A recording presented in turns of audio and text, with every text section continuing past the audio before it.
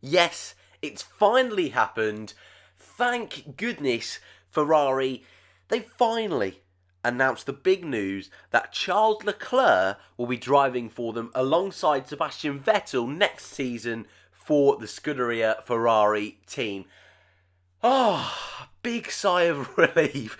That is for sure. We've been waiting for this news for what seems like forever. Pretty much since the beginning of the season, when Charles Leclerc first joined, he's in his rookie year at the moment, there were rumours that if he's good enough, he'll be driving for Ferrari next year. And at the start of the year, bit of a shaky start.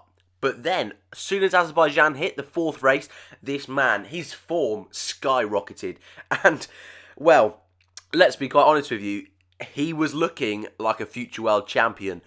In more recent races, Hungary, Britain even, Germany, even Spa, more quieter weekends, got under the radar quite a bit. However, clearly this guy was going to be Ferrari's next biggest thing, their biggest and hottest prospect to be a future world champion. Yes, Sebastian Vettel this year has a great shot of doing it, and he will do for the next few years, but Kimi Raikkonen, he hasn't really looked like he was really going to be a huge threat for the World Championship. Now, we have argued that is it great to have a front runner and a wingman? Will Leclerc be that wingman? That is a big question, but Raikkonen was a bit inconsistent over the last couple of years. This year has definitely been his best year since his return, but it's still not quite what Ferrari sort of hoped for, to be honest with you. And they've made the big decision to say, Kimi, we're so sorry, man. You're out the door. And Charles, you're coming in. We want you to drive for us.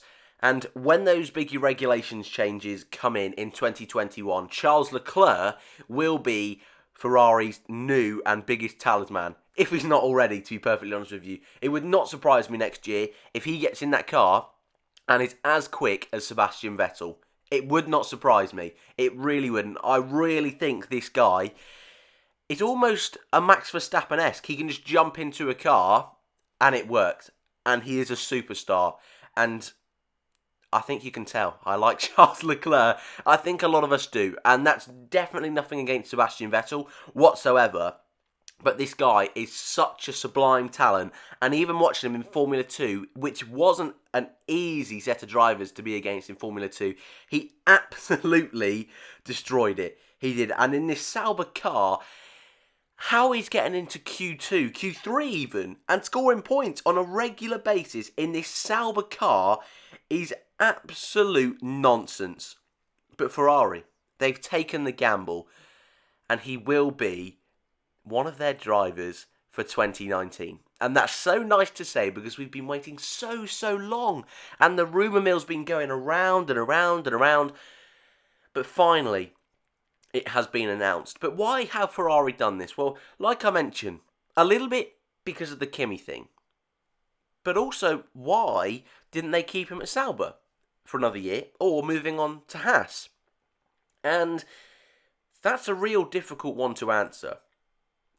The reason he didn't go to Haas, I believe, is that I don't really think the Haas team want to be a Ferrari B team.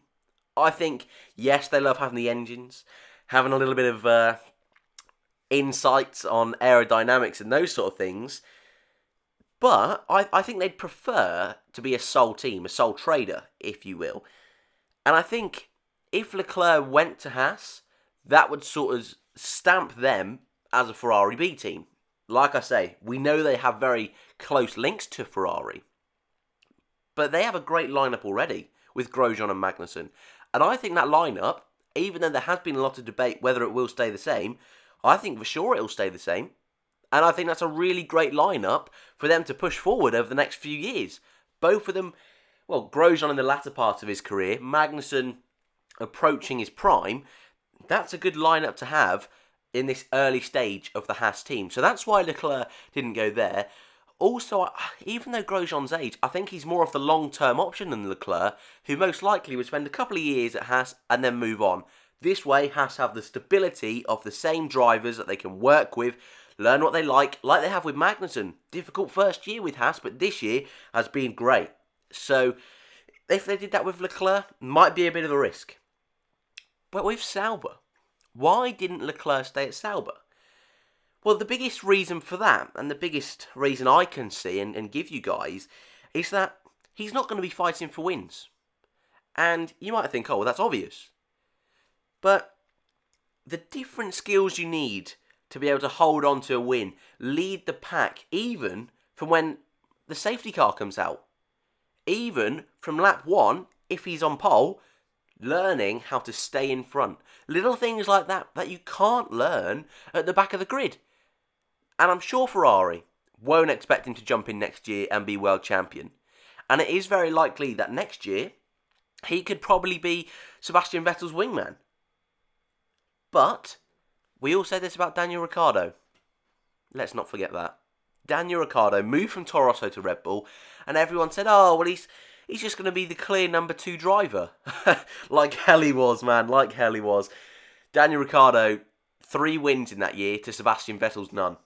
And he outperformed the 4-time world champion comfortably that year. Vettel did have a lot of issues that year, but comfortably on a regular basis, Ricciardo was the better of the 2. And that could happen again. I'm not saying it will, but it could. It really could. So it's an extremely exciting announcement for the whole F1 community. So much so, I've jumped out of bed with a pretty nasty sore throat that you can probably hear just to report this news, because this is huge. And oh, I can't wait for next year, guys. I really can't. And this year has been a fantastic year for Formula 1. But I think next year might just be a smidge bit better. And with the whole craziness of silly season, with drivers moving left, right and centre, and that's still going to continue. We still have no announcements at Williams, no announcements at Toro Rosso, no announcements at Force India. This silly season and driver transfer market continues to baffle all of us. And before I go, I just want to mention that with Leclerc going to Ferrari, Kimi Raikkonen will no longer drive for the team. Kimi Raikkonen will drive for Sauber for the next 2 years. What the hell? Where did that come from? No one saw that one coming. Nobody in their wildest dreams saw Kimi Raikkonen going back to Sauber. That seems absolute nonsense. But it's happened.